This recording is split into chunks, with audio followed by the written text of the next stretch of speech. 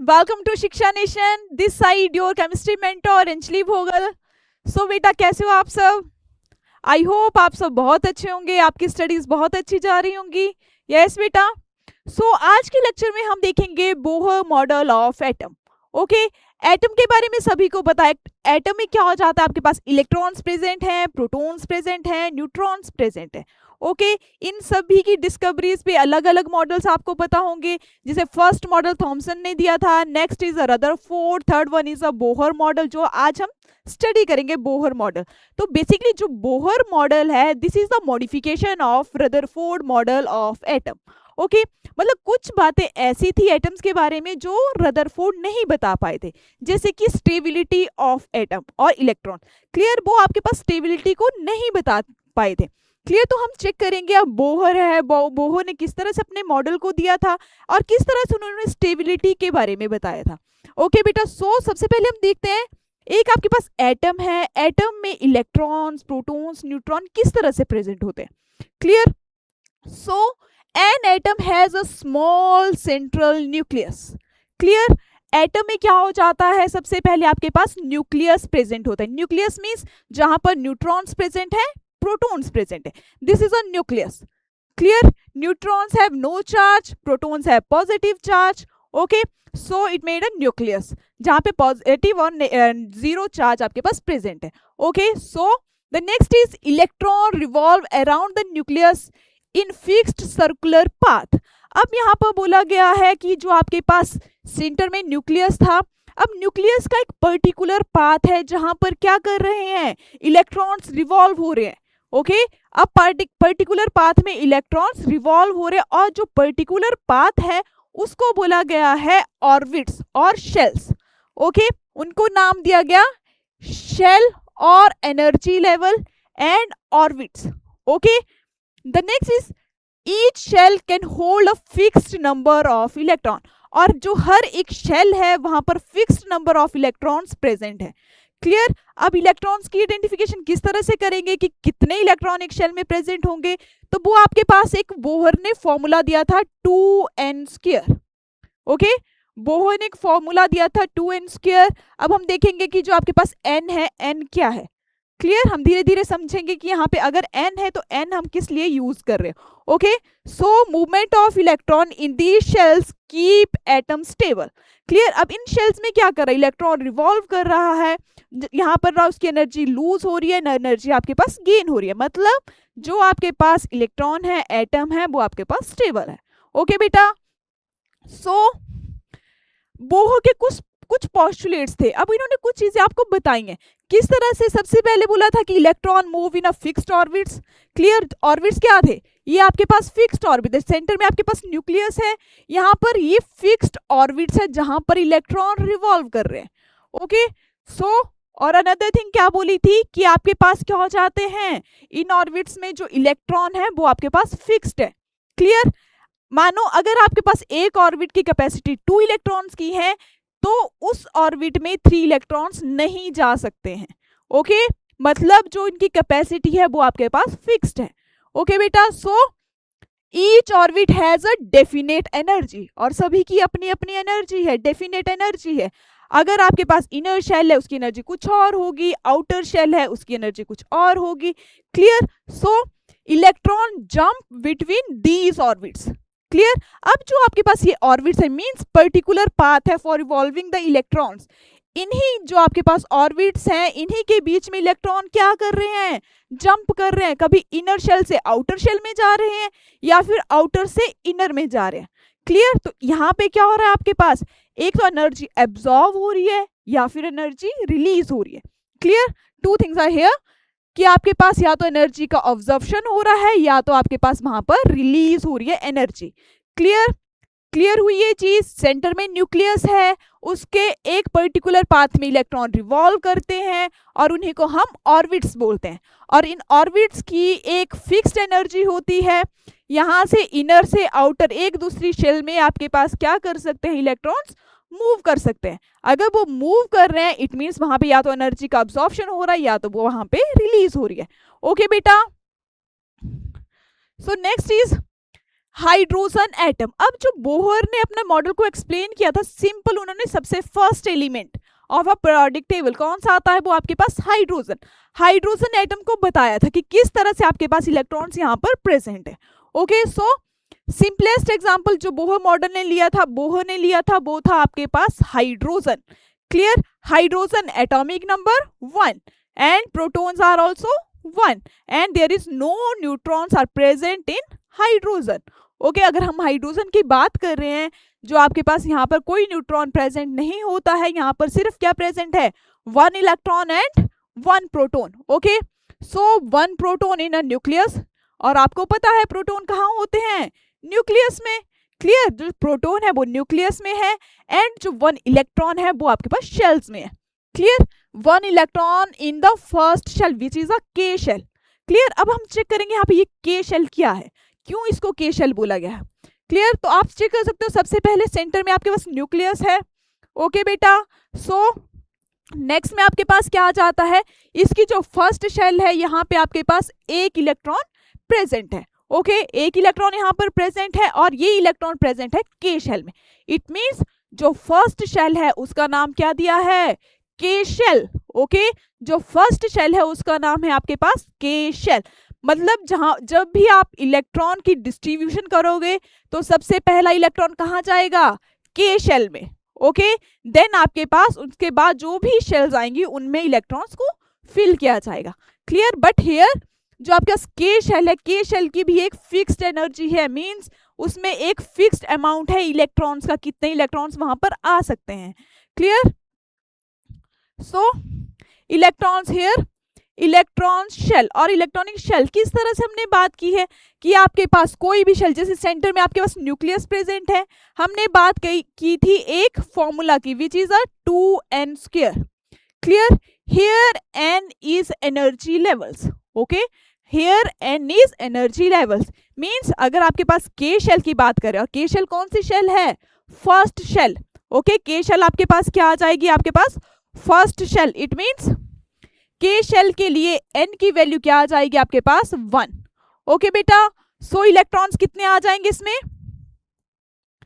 2n² means 2 × 1² equals to 1। So 2 electron, मतलब जो आपके पास के शेल होगी, के शेल की कैपेसिटी क्या आ जाएगी आपके पास, 2 इलेक्ट्रॉन्स की। और वो किस तरह से आई है, फॉर्मूला चेक किया है हमने। ठीक है, नेक्स्ट आपके पास आ जाती है एल शेल। अब एल शेल में क्या आ जाता है, L shell is a next shell, के बाद जो नेक्स्ट शेल आएगी वो आपके पास एल शेल है। क्लियर, के लिए n की वैल्यू 1 है, तो l के लिए n की वैल्यू क्या आ जाएगी आपके पास, n इक्वल्स टू 2। ओके, अगर n इक्वल्स टू 2 है तो क्या आ जाएगा फॉर्मूला, 2n², 2 × 4, 4 × 2 8, मीन्स जो आपके पास एल शेल है यहाँ पर क्या आ जाएगा आपके पास, 8 इलेक्ट्रॉन्स। क्लियर बेटा, यहाँ पर क्या आ जाएगा आपके पास, 8 electron. Same as for M shell is a third shell. Okay, so n की वैल्यू क्या आ जाएगी यहाँ पर, 3। तो इलेक्ट्रॉन्स कितने आ जाएंगे, 2n², 2 × 3²। Okay, so electrons are 18 electrons. Clear बेटा, इलेक्ट्रॉन्स कितने आ जाएंगे आपके पास, 18 electrons in M shell. Okay, so is it clear to everyone. Okay, यहाँ पर आपके पास सेंटर में क्या प्रेजेंट है, न्यूक्लियस प्रेजेंट है। सेंटर में क्या आ जाएगा आपके पास, न्यूक्लियस प्रेजेंट है इन द सेंटर। और इसके बाद आपके पास आती है के शेल जिसकी कैपेसिटी है मैक्सिमम 2 इलेक्ट्रॉन्स की। मींस जो आपके पास के शेल है, के शेल में मैक्सिमम 2 इलेक्ट्रॉन्स आ सकते हैं। क्लियर, आप एग्जांपल देख सकते हो, जैसे एक बाइक है। क्लियर, बाइक है, बाइक पे ट्रिपलिंग करना मना है, वहां पर क्या आ सकता है आपके पास, 2 पर्सन्स बैठ सकते हैं। यस, तो आपके पास क्या हो जाता है, यहाँ पे एक बाइक पे 2 बंदे बैठ सकते हैं। हो सकता है कि यहाँ पर एक बैठ जाए, 2 बैठ जाए, बट हमें ट्रिपलिंग नहीं करनी है। सेम एज फॉर के शेल, के शेल में 1 इलेक्ट्रॉन आ सकता है या फिर आपके पास डबल इलेक्ट्रॉन्स आ सकते हैं, 2 इलेक्ट्रॉन्स आ सकते हैं, बट यहाँ पे ट्रिपलिंग नहीं करनी है हमें के शेल में। ओके बेटा, so capacity of K shell is a 2 electron, for L shell the capacity of L is 8। Clear, मान के चलो आपके पास 8 सीटेड कार है। ओके, गाड़ी है 8 सीटेड है, उसमें 8 पर्सन बैठ सकते हैं। क्लियर, 8 बैठ सकते हैं, मतलब 1 2 3 4 5 6 7 8, 8 तक आपके पास लोग बैठ सकते हैं। बट यहाँ पर हम 8 से ज्यादा नहीं बैठेंगे। क्यों? क्योंकि चालान कट जाएगा। यस, सो एल शेल है, एल शेल में क्या आ जाएगा आपके पास? 8 इलेक्ट्रॉन्स। ओके बेटा, so and in M shell the capacity of M shell is 18 electrons. Clear, अब आप कुछ भी मान सकते हो ये। क्लियर, एम शेल के लिए आप पहले हमने बाइक ले ली, कार ले ली, आप आगे कुछ भी ले सकते हो।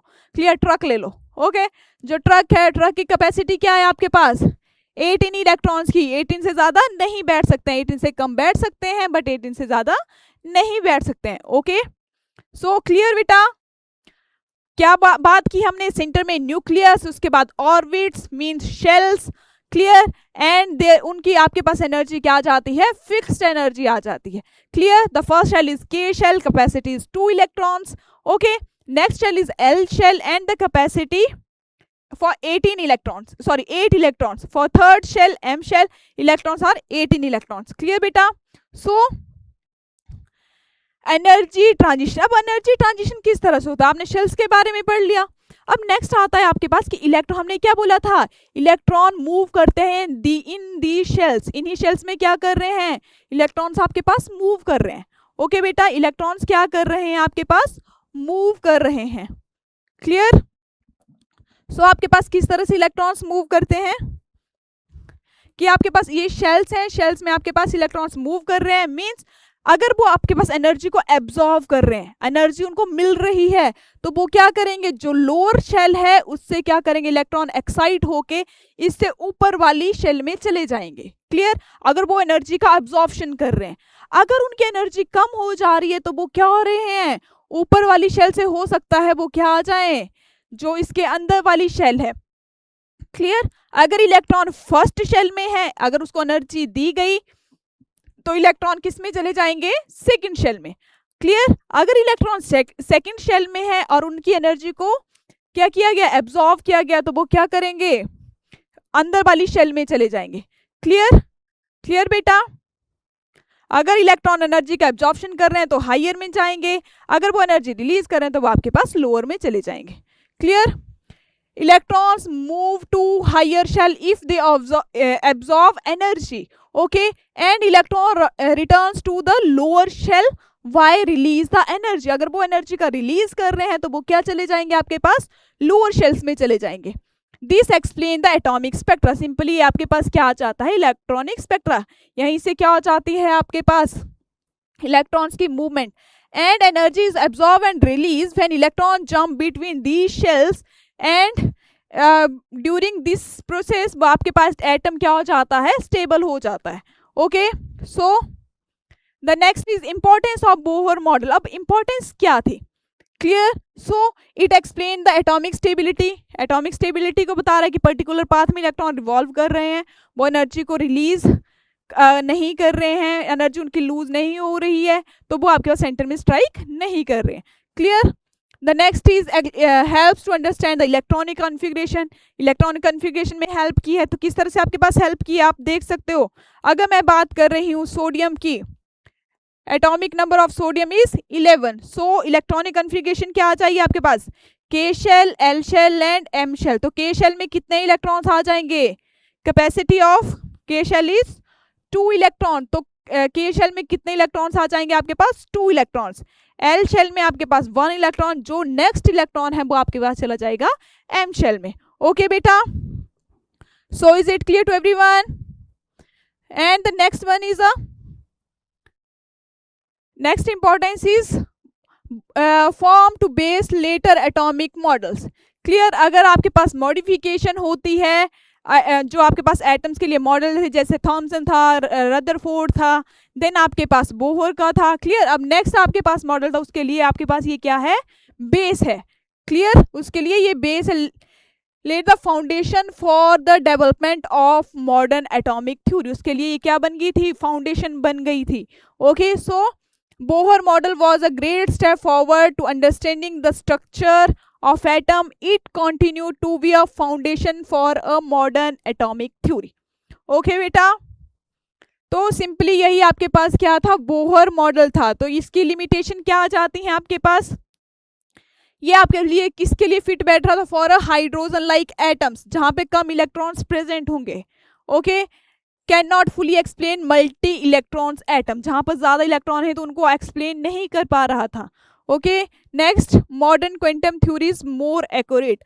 अगर आपके पास नेक्स्ट थ्योरी आती वो आपके पास क्या थी, ज्यादा एक्यूरेट थी as comparison to Bohr's model. Okay, so Bohr model was the important early step. Clear, मतलब उसने क्या किया था, फाउंडेशन बना दी थी। आगे जाके अब अलग अलग डिस्कवरीज हो सकती है, जैसे what modern quantum theory gives a more complete accurate understanding of atoms. Okay बेटा, so clear, this is a summary. हमने क्या क्या स्टडी किया, सबसे पहले आपके न्यूक्लियस देखा जो सेंटर में प्रेजेंट है, जिसमें आपके पास प्रोटॉन्स एंड न्यूट्रॉन्स होते हैं। नेक्स्ट इलेक्ट्रॉन मूव करते हैं इन फिक्स्ड शेल में और उनकी एनर्जी भी आपके पास फिक्स होती है। नेक्स्ट वो क्या करते हैं, आपके पास एनर्जी को एब्जॉर्व करते हैं, रिलीज करते हैं जब उन्हें क्या करना होता है, अपनी शेल्स को चेंज करना होता है, higher to lower, lower to higher. Clear, इस तरह से जाना होता है। तो यही आपके पास क्या था, बोहर का मॉडल था। क्लियर बेटा, clear, so this is a Bohr model. Thank you so much बेटा, मिलते हैं नेक्स्ट क्लास में। आई होप आपका जो कॉन्सेप्ट है वो क्लियर हुआ होगा regarding the Bohr model. Yes, so thank you so much बेटा, मिलते हैं नेक्स्ट क्लास में।